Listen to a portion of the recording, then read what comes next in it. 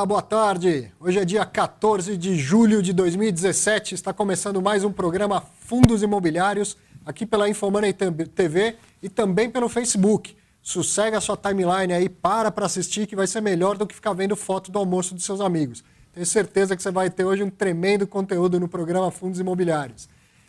Hoje a gente volta ao tema Valuation. Vamos ter mais uma aula aqui sobre avaliação de imóveis, com o professor Dr. João da Rocha Lima Júnior, coordenador do Núcleo de Real Estate da Poli. Vai ser sensacional, mais uma grande aula sobre esse tema que é muito vasto mesmo, e hoje a gente vai ver uma outra maneira de ser feito, explicado pelo professor. Antes, claro, os destaques da semana e os fatos relevantes que saíram na semana. Vamos ter uma abertura bem curtinha para já começar essa aula. Então, quero já destacar aqui, eu vi um fato relevante que saiu, mais uma operação daquele fundo GGR Covep Renda, o GGRC11. Anunciou, então, mais uma aquisição de um centro de distribuição na cidade de Colombo, no Paraná. Esse imóvel ele está alugado para a rede de farmácias e drogarias Nissei. O imóvel foi adquirido, o galpão, por R$25.600.000 e já imediatamente após foi assinado um contrato atípico de locação por 10 anos, renováveis por mais 10 anos, no valor de R$270.000 mensais, corrigidos anualmente pelo IPCA, e também no fato relevante está dito que há um seguro-fiança dado pelo Bradesco. Essa fiança ela tem que ser renovada anualmente, mas está no contrato de locação a obrigação de ir renovando a fiança anualmente. Então, mais uma operação desse fundo que é relativamente recente no mercado e tem alocado aí o patrimônio dos seus cotistas. Já fiz contato, hein? Vem aqui, pessoal, falar desse fundo, mostrar os imóveis, mostrar as operações. Está feito o convite para o pessoal da gestão do fundo vir aqui também. Tenho certeza que os cotistas vão gostar de vê-los aqui, dando mais explicações. E de fato relevante, então, foi esse que eu vi ontem. Um destaque que não é da semana passada, saiu no finzinho do mês passado. Você se lembra, eu falei bastante a respeito da alteração da cobrança de taxa de administração, uma alteração que foi feita pela CVM na nova instrução 472, né, na reforma da 472. Muitos fundos tiveram, então, que convocar a Assembleia Geral para propor uma nova forma de cobrança de taxa de administração. Fizemos, inclusive, uma entrevista com o Bruno Luna, da CVM, que era o gerente dessa área de produtos estruturados na época, e ele explicou que, realmente, para este fim da taxa de administração e também a respeito do representante de cotistas, não era automático a mudança dos regulamentos, precisava de uma Assembleia Geral. E são temas que demandam quórum qualificado.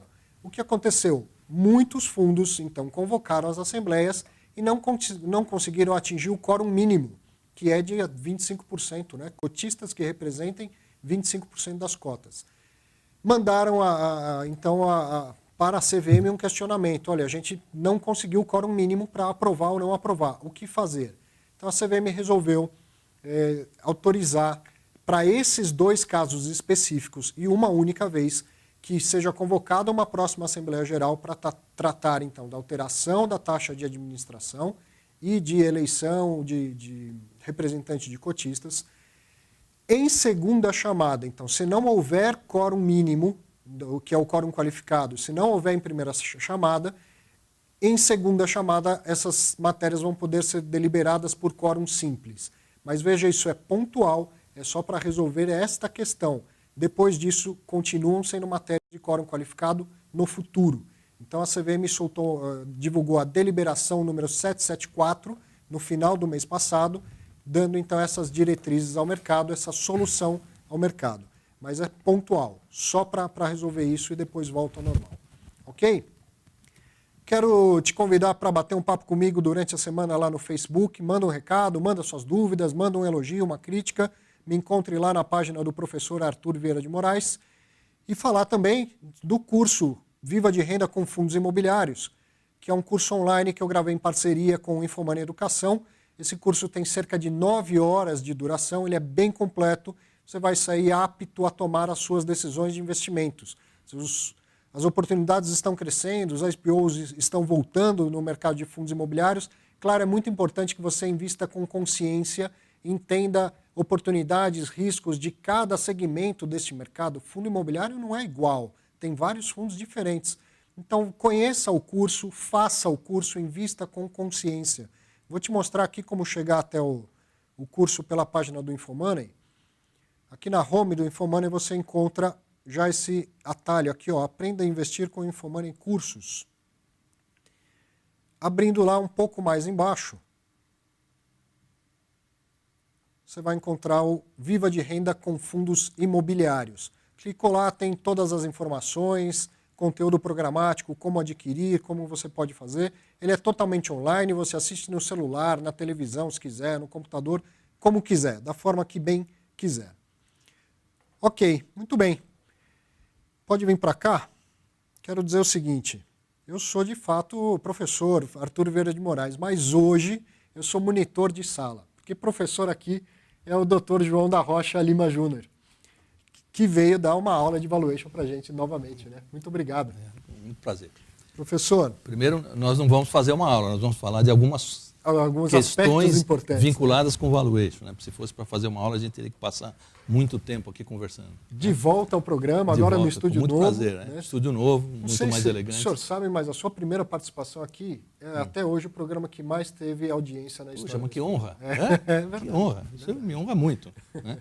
E honra a escola, evidentemente. Exatamente. Né? A Politécnica agradece a repercussão. Né? Bom, vamos? Vamos. A gente, só para pontuar, para quem não acompanhou, a gente fez um programa sobre valuation com a Joana Silva, que foi uma aula fenomenal também, e ela mostrou um método de 10 anos, né, de um valuation de 10 anos. E o professor falou, olha, a gente entende diferente lá na Poli, a gente ensina que o método deveria usar 20 anos, enfim, não é um tema que dê para se esgotar, e o professor fez questão de vir aqui mostrar uma outra forma de fazer, que é a forma que se ensina lá no núcleo de real estate da Poli. Exatamente. Então, bom, eu vou passar por algumas coisas disso, Arthur, mas eu não vou falar do porquê 20 ou porquê 10 anos. Certo. Porque eu acho que a gente teria que ter um tempo para isso que a gente não tem. Né? Então, eu vou mostrar alguns caminhos, algumas coisas relevantes do problema de valuation, muito mais para que as pessoas reconheçam o quanto de importante essa informação tem para você tomar decisão de investimento. Sim. E o quanto de risco ela pode representar. Lamentavelmente, o valuation de empreendimentos de prazo longo apresentam riscos, e apresentam riscos que podem ser muito fortes, inclusive. A não ser que você fique permanentemente dentro do investimento. Ou seja, quando você tem ondas de mercado, como sempre acontece no ambiente do real estate, você tem a possibilidade de ter flutuações muito fortes de valuation, especificamente por causa da metodologia, por incrível que isso possa parecer. Ou seja, as metodologias difundidas são metodologias muito precárias, muito ruins, para usar uma palavra bastante forte. Né? E na medida em que essas metodologias são usadas dessa forma ruim ou precária, tendem a informar mal as pessoas do ponto de vista de como tomar decisão. Então, isso que eu vou comentar aqui rapidamente, depois nós vamos debater e vamos ver detalhes se você quiser avançar com o tema. Né? Então, nós estamos com o PowerPoint aí no ar, não está? Está no ar. Bom, então, vamos começar pelo seguinte. Para encontrar informações um pouco mais detalhadas sobre valuation, as pessoas podem ir não a temas que seriam teóricos, mas podem ir ao site do Núcleo de Real Estate da Poli e buscar essas duas cartas, e a forma de encontrar está anotada aqui. Ou seja, você vai em Home, no Núcleo de Real Estate, né, www.realestate.br. Você vai em Home, Publicações e Carta do Núcleo de Real Estate e busca essas duas cartas. A primeira delas, essa 4416, ela mostra mecanismos de valuation, especificamente uma crítica muito forte a essa questão que se denomina doutrina da perenidade, que lamentavelmente é o grande distorcedor de temas de valuation. Né? Que é o que se chama muito da perpetuidade. Perpetuidade ou perenidade, usa-se indiscriminadamente um termo ou outro, que per se é um termo perigoso. Né? Ou seja, a doutrina da perpetuidade ou da perenidade admite que os ativos são perenes e são capazes de perenemente produzir renda. Isso é um erro em termos. Né? Lamentavelmente, isso vem da avaliação de empresas, onde o erro é muito mais dramático, muito mais grave. Né? Pelo menos no real estate a gente tem a confiança de que os imóveis duram 40, 50 anos produzindo renda. Isso podia ser ajustado assim, é tanto tempo que pode ser tratado como perene. Não é. Né? Agora, nas empresas isso é muito mais grave. Né? Nas empresas você pode ter uma empresa que tem valor hoje, daqui a 5 anos ela não vale nada.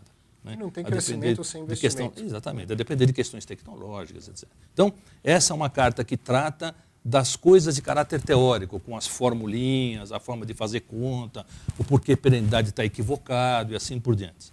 E a carta 47, que foi escrita a partir de uma angústia que eu tive num certo momento de ler uma notícia de jornal em que um fundo tinha comprado com uma valuation equivocada um edifício, e aí ele tinha uma oferta para vender com uma valuation equivocada invertida o mesmo edifício, ou seja, os investidores compraram mal e, pela pressão que estavam recebendo, provavelmente venderiam mal. Ou seja, você entrou errado e saiu errado. Então, eu resolvi fazer esse outro texto chamado Decidir Mal usando informação de baixa qualidade para mostrar por que isso não deve ser feito. Eu não citei o fundo, evidentemente, nem é o caso, né?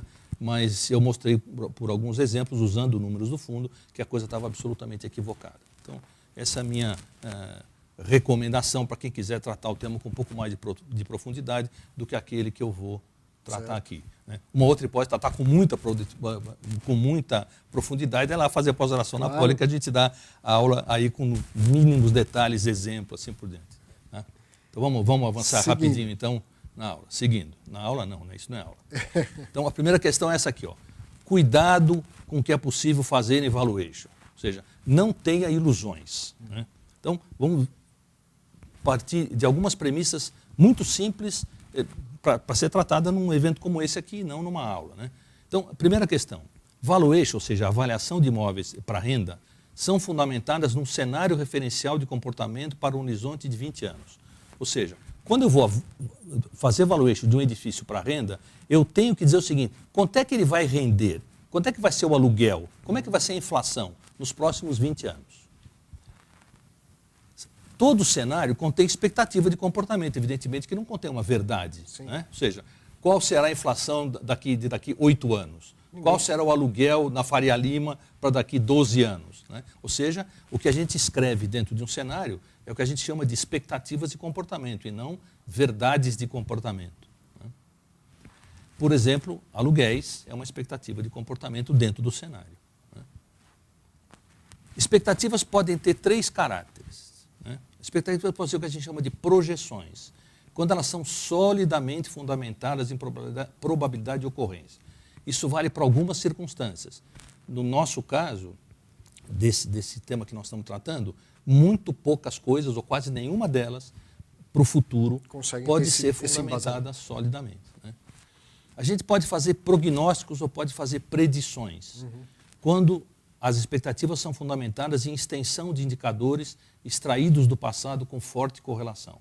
Então, aqui você encontra algumas possibilidades, por exemplo, para projetar aluguéis. Nós fazemos isso na escola. Modelos estatísticos. Ou seja, você usa modelos preditivos, buscando correlações com variáveis macroeconômicas e usando o passado para poder validar a modelagem. Certo. Isso é possível fazer. Né? Mas isso tem sempre um grau de desvio. Claro. Né? Nunca é perfeição. Ou você pode fazer o que a gente chama de arbitragem, quando as expectativas não podem estar associadas a qualquer probabilidade de ocorrência, nem mesmo a extensão de indicadores. Então, a gente pode fazer cenários muito ricos ou muito frágeis. Quanto mais rico, ele tem mais projeção, quanto mais frágil, ele tem mais arbitragem. Fazendo aqui um movimento agora, valuation, apagando o que estava sobrando, né? Valuations são arbitragens. Valuations não são projeções, não determinam valor e não dizem o seguinte, este prédio vale e valerá tanto. Vai se dizer, esse prédio tem um valor arbitrado neste intervalo, não é nem um ponto, mas é um intervalo. Eu vou mostrar aqui pontos, porque não se trata de ficar discutindo modelagem aqui. Né? Bom, então vamos ver. Por quê? Porque são fundamentadas, arbitragens, né, as valuations, porque são fundamentadas em indicadores aos quais não é possível associar probabilidade de ocorrência. Inflação, por exemplo. A gente não pode associar nenhuma probabilidade. A gente pode dizer a expectativa de inflação para o ano que vem, porque eu li o relatório Focus e acredito muito nas pessoas que ali opinam, é 4,2%. Ponto. Mas para o ano 8, 12, 15, mesmo 20... que essas pessoas opinassem, o fundamento seria a opinião das pessoas. Né? O fundamento nunca seria um estudo técnico e diz que a inflação do ano, daqui 3 anos, vai ser 4,36% ao ano. Né? E outros indicadores obtidos por extensão de indicadores mais relacionados com o mercado e não com o objeto da valuation. Por exemplo, aluguéis e ocupação. Quer dizer, quando eu disse um pouquinho antes que a gente pode fazer prognóstico de aluguéis, pode, para o mercado, não para o edifício A ou para o edifício B. O edifício A vai ter que disputar mercado. Se ele for frágil na disputa, o aluguel dele vai ser frágil relativamente ao mercado. Então a gente pode discutir o mercado, mas não pode discutir, nós estamos olhando aqui uma série de edifícios na Faria Lima, não pode discutir aquele edifício ou aquele outro. A gente pode discutir o mercado de aluguéis da Faria Lima. Ou seja, uma média. É, um parâmetro indicador. Os edifícios são diferentes, a qualidade não é a mesma, o apelo não é o mesmo. Né? Ou seja, a gente é capaz de trabalhar com mercados, mas não é capaz de trabalhar com produtos específicos. Ou seja, valuation é uma arbitragem. Ou seja, o valor não é um atributo do bem, o valor que se encontra. O valor que se encontra é uma expectativa de valor. E ponto. Né? E é uma triste, faixa de expectativa. É triste, mas é assim. Ou seja, essa história de dizer eu comprei tijolo, estou protegido, é o contrário. Eu comprei tijolo, estou relativamente protegido. Claro. Né? Vou fazer um breve parênteses aqui. Eu sempre digo o seguinte, toda vez que o mercado de real estate está frágil, sempre aparece uma propaganda desde os anos 50 que diz o seguinte, tijolo, moeda forte. Quando você lê tijolo, moeda forte, sai correndo que o mercado está ruim. Bom, então vamos avançar aqui. Vamos ver alguns procedimentos técnicos em valuation, assim, rapidamente. Né? Então, o que eu quero? Eu quero aqui numa escala de tempo, em que eu tenho um empreendimento pronto e operando, promover uma valuation desse prédio. Né? Então, o que eu faço? Eu faço um valor arbitrado no conceito de VOI, ou seja, valor da oportunidade de investimento. Um prédio não vale porque ele custou. Um prédio não vale porque o terreno foi muito caro, logo ele vale mais. O prédio, para ser alugado, vale em função da capacidade que ele tem de produzir renda. Certo. A gente, quando dá aula de valuation na escola, sempre diz o seguinte, quanto custa construir 10% a mais num quarto de hotel? Não importa, mas custa. E quanto vale? Pode valer 0. Se você não conseguir fazer com que esse 10% a mais no quarto signifique maior ocupação ou maior tarifa, valeu 0. Vale nada. Né? Então, o custo não é valor. Ou seja, não adianta a gente ser engenheiro nessa hora, né? Eu sou engenheiro, você sabe disso, dizendo, não, mas custou a obra, tem que valer alguma coisa. Pode não valer nada. Pode dar prejuízo. Pode, não é porque eu gastei X que eu tenho que receber X ou mais. Que eu vou remunerar mais esse X. Esse X, se você fizer um custo adicional num edifício que não repercute no valor do aluguel, você tem um custo que não se transforma em valor. Ou seja, tudo que você agrega num bem não necessariamente valoriza o bem. Certo. É uma sensação de angústia que muita gente tem quando vê isso. Né? Puxa, quer dizer que o real estate não é uma coisa tão protegida quanto eu imaginava que fosse? Não é.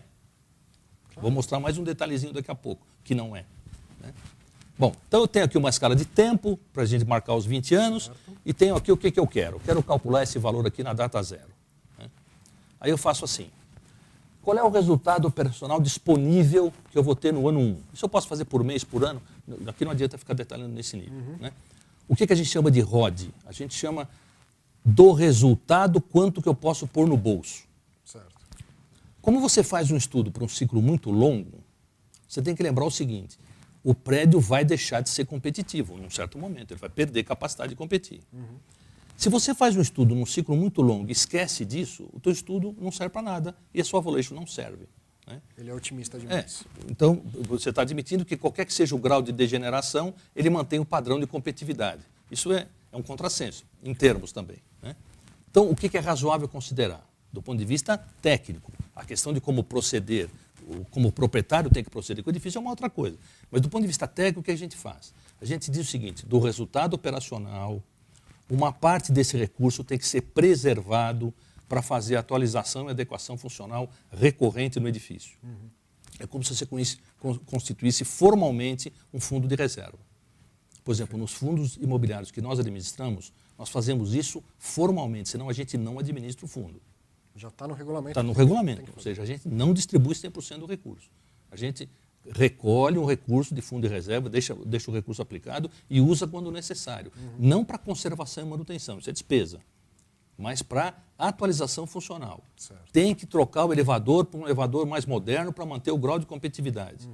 O elevador está lá, está funcionando, tudo direitinho, mas você tem que ter dinheiro para fazer isso, para adequar a competitividade do edifício. Então, quando a gente escreve ROD, é resultado operacional disponível, é aquele que você pode devolver para o investidor. Né?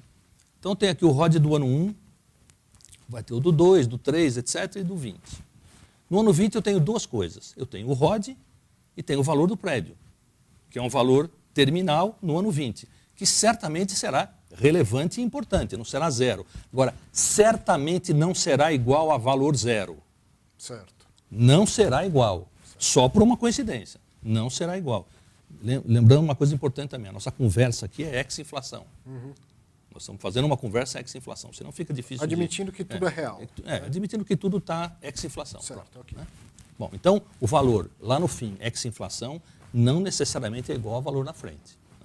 Bom, como é que eu calculo o valor na frente, então? Eu digo o seguinte. Eu quero que o meu recurso seja um recurso remunerado a uma certa taxa de atratividade. Ou seja, eu quero investir meu dinheiro a uma taxa TAT, que é a taxa segundo a qual eu vou calcular o valor no conceito valor da oportunidade de investimento. Então eu digo o seguinte, esse ROD 1, ele é como se devolvesse a essa taxa TAT um pedacinho do meu investimento, que é esse primeiro pedacinho que está no desenho aqui. O ROD 2, um segundo pedaço. O ROD K, o ROD lá na frente, um pedaço K. O ROD 20, um outro pedaço, e o VOI 20, um outro pedaço. Então aqui é a primeira... O VOI é o valor de venda. Valor da valuation. Valor da valuation no conceito valor da oportunidade de investimento, no conceito VOI. Então, esse desenho aqui não tem escala, mas tem uma escala relativa importante que mostra o seguinte. O valor do edifício lá na frente responde por uma parte do investimento e não responde por 100% do investimento. Ou seja, se eu comprar um prédio e guardar, esquecendo o custo, se eu comprar, custo de imposto, etc. Né? Se eu comprar um prédio e guardar, eu perco, não ganho, não preservei o meu patrimônio. Eu dilapido o meu patrimônio ao longo do tempo, tendo patrimônio. Ele perde valor ao longo do tempo. Certo. Isso é relevante. Bom, então, se a gente olhar para esse desenho, da forma como eu coloquei aqui, a gente percebe o seguinte. Quanto mais distante no tempo o ponto K estiver do ponto base, se eu tiver o mesmo ROD, evidentemente, maior será o risco derivado da arbitragem no cenário. Ou seja, quanto mais para lá eu tiver, mais é difícil imaginar qual é o aluguel que vai acontecer, assim por diante. Sim. Em compensação, quanto mais para lá eu tiver, menos importante é esse ROD, relativamente ao investimento original. Então, eu tenho um risco, mas eu tenho uma compensação, ou seja, as coisas lá para frente incomodam menos, digamos assim. No valor presente líquido, os primeiros fluxos são mais relevantes do que os últimos e do que o VOI 20. Certo. Né? Bom, avançando. Quanto mais distante K estiver da base, menor será o impacto do ROD em VOI 0. Isso eu já mostrei pelo próprio desenho. Né? E VOI 20 tende a ter expressão em VOI nos patamares de renda de TAT usadas no Brasil entre 15% a 20%, ou seja, não é desprezível a forma segundo a qual eu arbitro o VOI lá na frente. Certo. É relevante porque ele responde por 15% a 20%. E, de outro lado, não responde por 100%, que é o que muita gente imagina. Isso, e se de repente eu pego um laudo de avaliação e vejo que esse VOI está me explicando 40%, 50% do valor presente, então eu já falo que tem alguma coisa estranha. Tem uma coisa estranha, isso aqui está super avaliando o meu imóvel. O bem está super avaliado, não está adequadamente avaliado. Certo. Bom, então, visto isso, vamos usar agora, vamos finalizar agora para mostrar por que isso tudo é uma grande arbitragem. Né? Então, primeira questão, o VOI 20 corresponde ao valor que um determinado investidor teria interesse em pagar para que seu investimento seja remunerado à TAT daí para frente. Né? Do ponto de vista técnico, eu não vou botar formulinhas aqui, quem quiser vai lá nas cartas, que elas estão lá.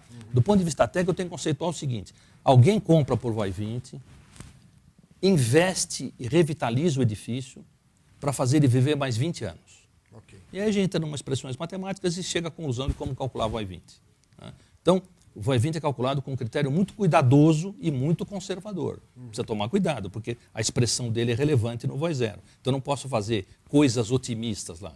Eu tenho que tomar posturas muito conservadoras. Certo. Então, o VOI 20, então, corresponde ao valor que um determinado investidor compraria o edifício. Né? Quer dizer, na realidade, seria o valor de mercado dele naquele momento. Né?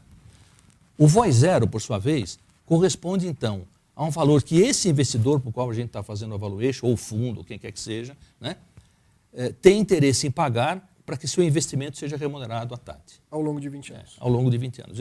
Então eu tenho um VOI X que vai ser remunerado aos pedacinhos pelos RODs e num pedação pela existência do imóvel lá no final. Depois eu vou mostrar números desse negócio aqui, já.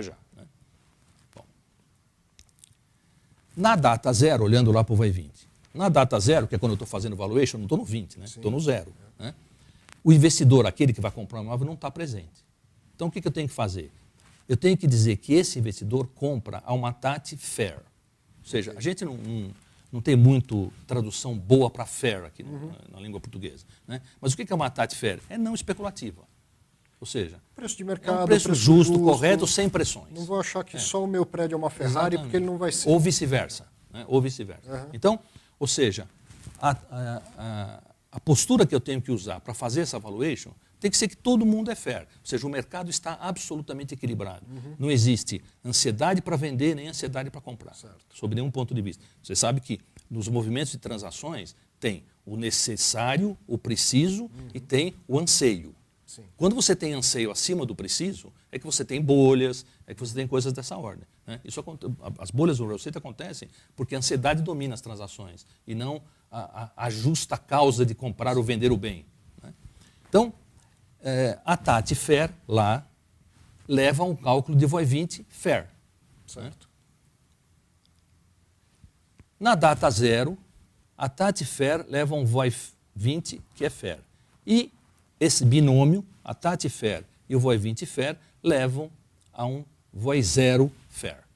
Sim. Então, o que é possível fazer? Uma arbitragem de valor no conceito de Fair Value. E só nesse conceito. Não no conceito de dizer determinação do valor do bem. Certo. Então, ele tem 12.433 metros quadrados de ABL e vale 128 milhões. Não. E tem uma arbitragem de valor de 128 milhões, entendida por quem arbitrou como sendo fair para esta conjuntura. Com uma conjuntura que foi projetada por 20 anos. Para esta, Então, agora, olhando para tudo isso aqui. Então, lembrando, né? O cenário de comportamento é arbitragem. Né? O que eu usei? Né? A TAT é arbitragem. Certo. Porque eu estou arbitrando uma TAT. Né? O VOI 20 resulta da arbitragem. Sim.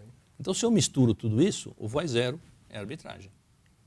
Sim. Então, eu só arbitrei, consequentemente, o VOI 0 é arbitragem, não é determinação de valor. Né? Agora, juntando tudo, esse computador tem uma velocidade diferente do meu, então, preciso ficar apertando o botãozinho aqui.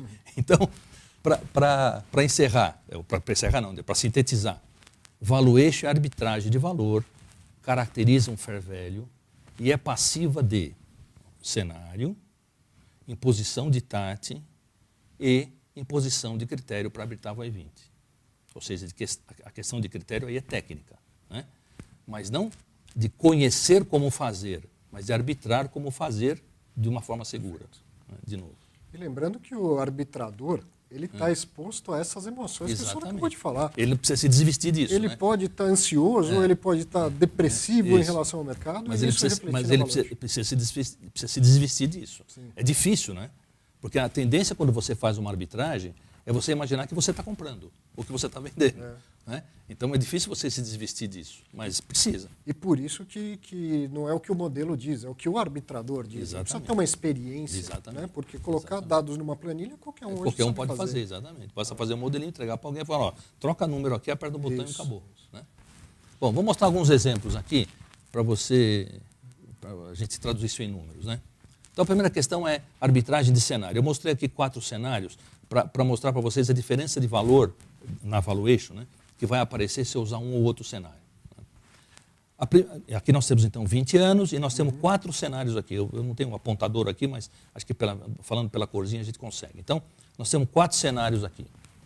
Um cenário que muita gente usa e que é um perigo é um cenário chamado cenário espelho.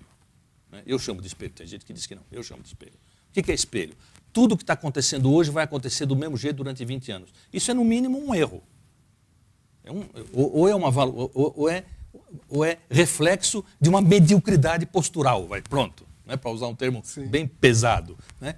Não vai acontecer nunca. Ou seja, não justamente tem nenhuma chance de o acontecer. mercado está em baixa hoje e ele não vai se recuperar nunca. Exatamente. Ou está em alta hoje e vai viver na bolha. Vai se ou então, o que é pior, isso eu não pus aqui, porque acho que não seria justo fazer esse tipo de coisa, ou então você fazer uma coisa cínica, que lamentavelmente eu já vi acontecer, quer dizer, o mercado vai crescer sempre. E aí faz uma curva crescendo forever. E o pior quando esse crescimento ele é linear, né? Ele cresce 3% ao ano. Poxa, como é fácil viver assim. Exponencial, né? Pior. Né? Bom, então, vou olhar aqui. Então, por que eu botei o cenário espelho? Porque muita gente usa cenário espelho. Né? Então, pus um espelho aqui. Dos 4, eu qualifiquei os 4 cenários. Né? A qualificação que eu dou para esse cenário é totalmente inadequado. Vocês veem ali no gráfico, está anotado ali, totalmente inadequado. Esse cenário azul escuro, aqui, azul mais forte, mostra o seguinte, o conceito, né? Índice 100 na base, fronteira índice 90 e variação aleatória ano a ano nesse horizonte. Poxa, mas aleatória vai dar uma coisa só. Não, não é assim. É que eu não vou mostrar com esse detalhe aqui. Essa variação aleatória é tratada inúmeras vezes até que você possa construir uma amostra de valor. Quando você constrói uma amostra de valor, você vê a concentração que ela tem e aí você extrai dessa amostra a valuation. Então, o que a gente define? Esse cenário eu estou chamando de cenário protegido. Por que protegido? Admite uma condição de risco. Ou seja, eu compro aqui. Deixa eu ver se eu entendi. E estou protegido de até menos 10%. Para fazer as projeções de ROD, isso, eu não saio totalmente da arbitragem e sim de um embasamento estatístico. Isso. Para que não seja um negócio totalmente aleatório. Isso. Mas eu faço, então, como é que eu parto aí? Né? Eu digo, hoje o aluguel é índice 100, eu vou admitir uma fronteira de proteção, é uma imposição isso, então não é análise de mercado. Eu já saio achando que vai valer 10% a menos do que vale hoje. Não, o aluguel. Ok. O aluguel. Sim, o aluguel. Não é 10% a menos. O aluguel vai flutuar aleatoriamente entre 100 e 90. Ah, ok. Entre 100 e 90. Então você vê que a curva tem uma curva aleatória aqui, desenhada de qualquer jeito. Né? Por que é de qualquer jeito? Porque ela está formatada aleatoriamente. Né? Então eu vou ter um aluguel entre 100 e 90 acontecendo de qualquer jeito. Mas isso aqui é um jeito. Não teria sentido adotar isso como perfeito. Então o que a gente faz? A gente faz inúmeros cenários. Tem que fazer pelo menos 100 para ter qualidade estatística. Então a gente faz 100 cenários, pelo menos. Cada um deles vai ter diferenças em relação ao outro, porém vai ter uma única realidade. Sai do 100 e bate no 90. Okay. E flutua nesse entorno. Okay. Cada um deles vai dar uma valuation. Aí eu vejo, eu tenho 100 valores. Aí essa amostra, que é chamada amostra de laboratório, é como se fosse uma amostra de pesquisa de mercado. É a mesma coisa. Perfeito. Né? Ela tem o mesmo valor. Sim. E eu trato ela como uma amostra.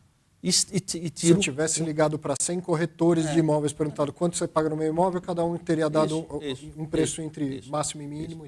E a gente chama isso de amostra de laboratório. Okay. E ela tem tanto valor quanto uma amostra de pesquisa direta. Então, ela é tratada estatisticamente e aí você tem um intervalo de confiança que você impõe e você diz o valor com 90% de confiança está nesse ponto, entre esse ponto e esse ponto. Certo. Nessas imagens eu não fiz isso porque não é o caso a gente ficar discutindo o detalhe aqui, mas do ponto de vista profissional é assim que a gente faz, ou assim que tem que fazer na minha visão e na visão que a gente ensina na Poli. Então, esse seria um cenário extremamente protegido. Agora, alguém poderia dizer o seguinte, não, mas isso aqui é um exagero, afinal, nós estamos vivendo uma onda e existe uma hipótese do mercado ir para cima também. Bom, então você pode formular essas hipóteses e ver o que acontece quando é. Você pode testar hipóteses com esse tipo de modelagem. Então, essa hipótese azul clara, que começa aqui embaixo, depois vai lá para cima, é uma hipótese de mercado com fronteira menos 10 até o ano 10 e mercado com fronteira mais 10 do ano 10 até o ano 20. E depois tem um cenário que é perigoso, que a gente recomenda não usar tanto quanto o cenário espelho, que é mais 10 primeiro e menos 10 depois. Ou seja, curva para cima, depois para baixo. Esse a gente recomenda não usar. Justamente pelo que a gente falou, os primeiros fluxos Exatamente. vão ter impacto Vão mais ter um impacto relevante muito no mais VPL. relevante no VPL. Né? Bom, então, vamos ver o que resulta disso aqui agora, em termos de valor. Resulta essa imagem que está aqui, que vocês estão vendo. Posso pôr óculos? Claro. Vou botar o óculos aqui porque eu não estou vendo a tela direito. Então, a gente tem aqui, ó, se o valor no cenário protegido for índice 100, que é o ponto aqui de baixo, né, ele é índice 100. Desse índice 100, 85,5 é influência do fluxo ROD. 14,5 é influência do valor final, do valor terminal. Okay. Então aqui a gente vê a importância do valor terminal. Se eu mexer nos cenários, eu tenho esses movimentos que vocês veem no gráfico aqui. Se eu usar um cenário mais agressivo, o valor vai de 100 para 104,9, ou seja, 105, 5% a mais. Ah, mas é só 5%. Não, senhor, são alguns milhões. Né? Em imóveis são alguns milhões. Mas de 100 para 105. E a gente percebe aqui que o valor final passou a ser mais importante. Ele passou a pesar quase 17% na valuation final. Quando eu vou para o cenário inconveniente, que é o cenário que começa bem e depois termina mal, eu tenho mais peso na frente, menos peso no fundo, consequentemente o valor sobe, ele vai para 106,4, ou seja, eu exagero em 6% a valuation. Ainda não estou falando de técnica, estou falando de calcular corretamente. Vocês vão ver daqui a pouco os exageros por mau uso da técnica, aí é muito pior. Né?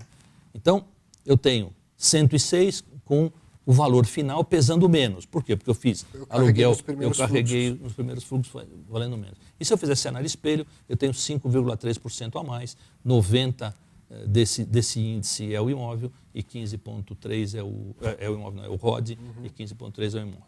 Então, se eu fizer a valuation com técnicas adequadas, as diferenças oscilam em torno de 5% a 6%.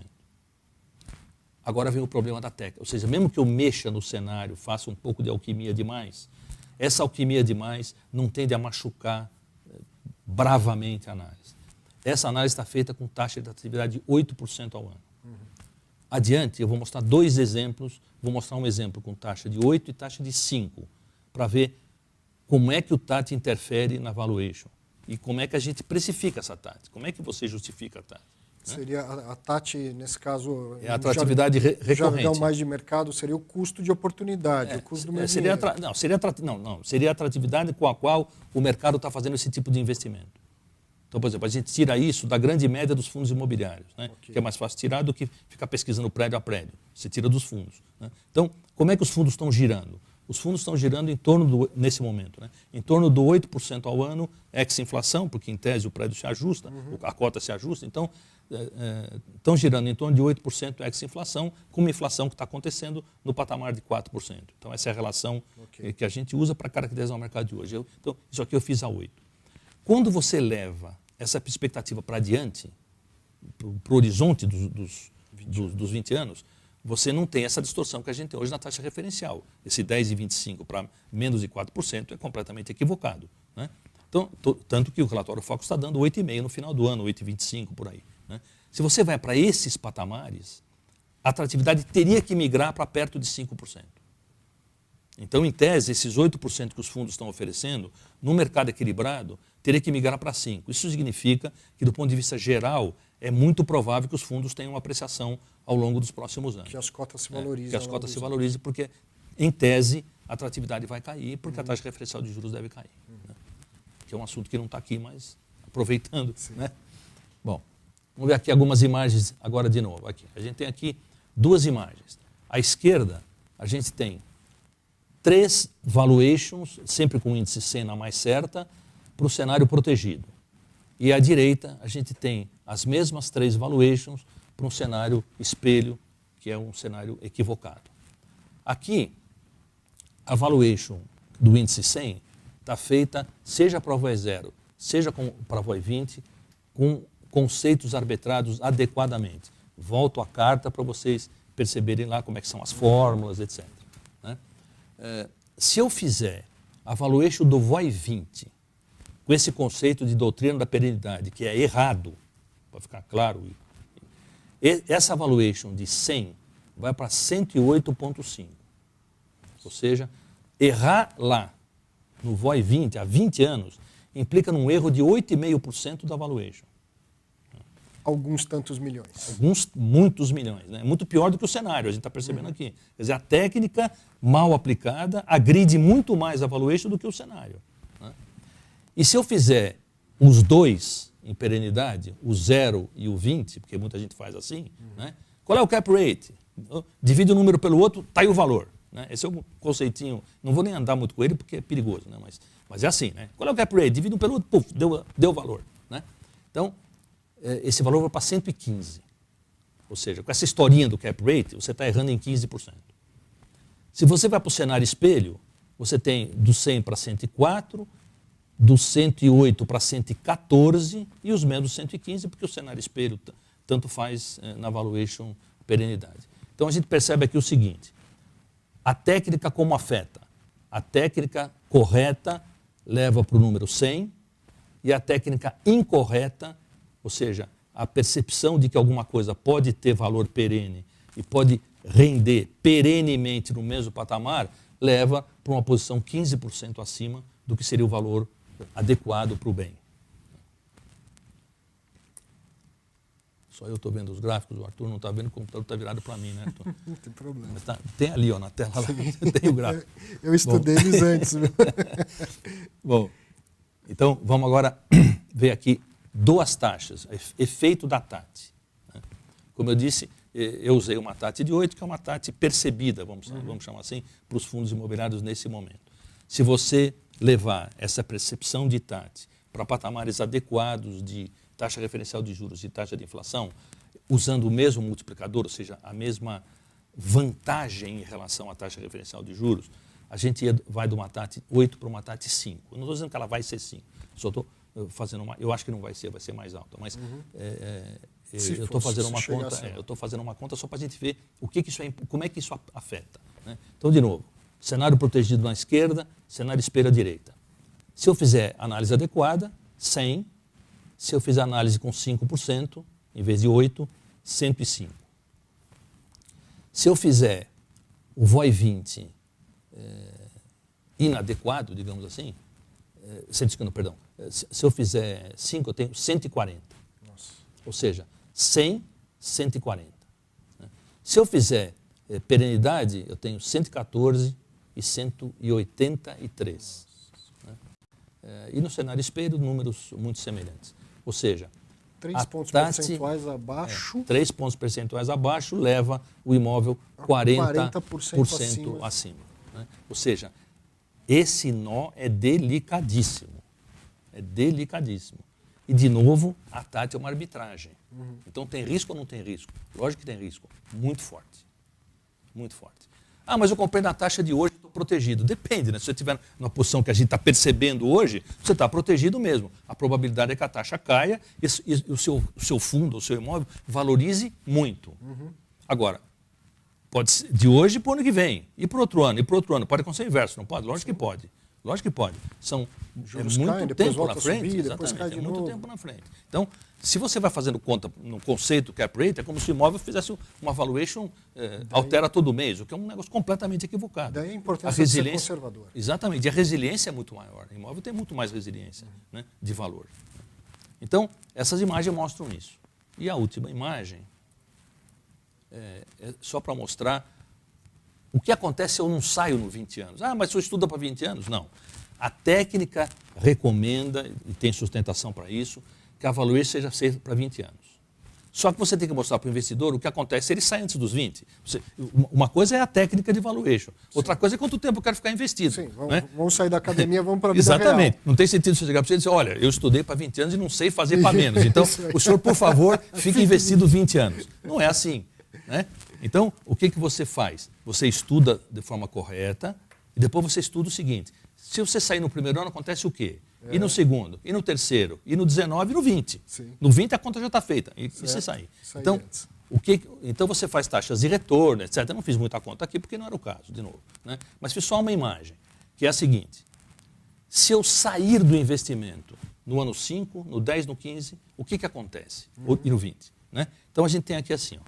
Se eu sair no ano 5,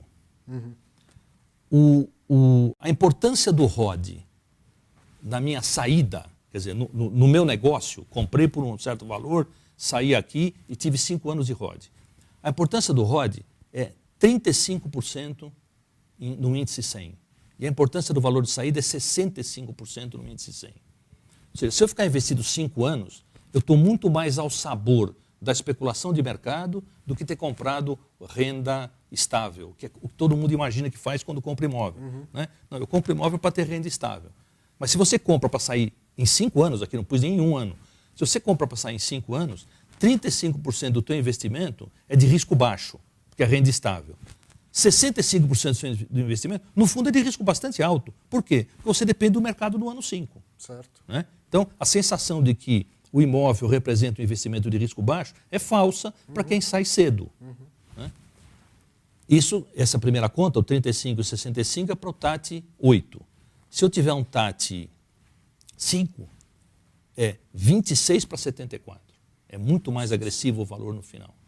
Depois, no ano 10, é 59 para 40, praticamente meio a meio, mas ainda é meio a meio. E é pior, né? Em tese, porque eu tenho que imaginar o valor arbitrado lá no ano 10. É longe daqui, são 2 presidentes e meio. Né? Lá atrás, 2 mandatos de presidente e meio. Né? Mais ou menos uns 8 ministros da Fazenda, uns 36 diretores do Banco Central. Né? Então, nesse horizonte. Né? Então, eu teria 59,41. Se a TAT for de 5, 45, 55. Se eu sair no ano 15, então vai caindo. E no final, 14,26.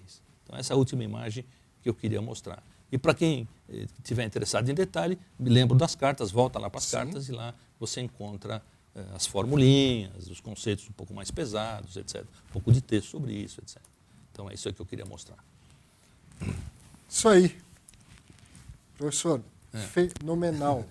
É isso, rapaz. Fazer uma coisa dessa ao vivo na televisão, isso eu acho fenomenal. Acho fenomenal, acho que é de uma generosidade tamanha trazer tanto conhecimento aqui. Muito gostoso. Obrigado. Eu queria dizer o seguinte para você.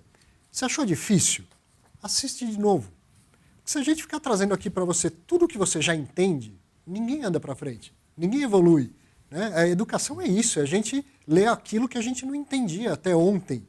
E lê de novo, aprende, se esforça. É como ir na academia. Se você for na academia ficar puxando pezinho de 1 quilo, você não vai ficar forte. Você tem que ir cada vez mais puxando pesos pesados. Eu trouxe aqui um peso pesado da educação, um peso pesado da academia, para te passar, de fato, um conhecimento que eu sei que não é assim simples de entender. Assiste de novo, se desafie a aprender. Gostou, se interessou, quer mais? Procure o Poli, procure o MBA de Real Estate da Poli. Leia as cartas, né? Leia as cartas, conteúdo gratuito lá no site que é realestate.br. www.realestate.br.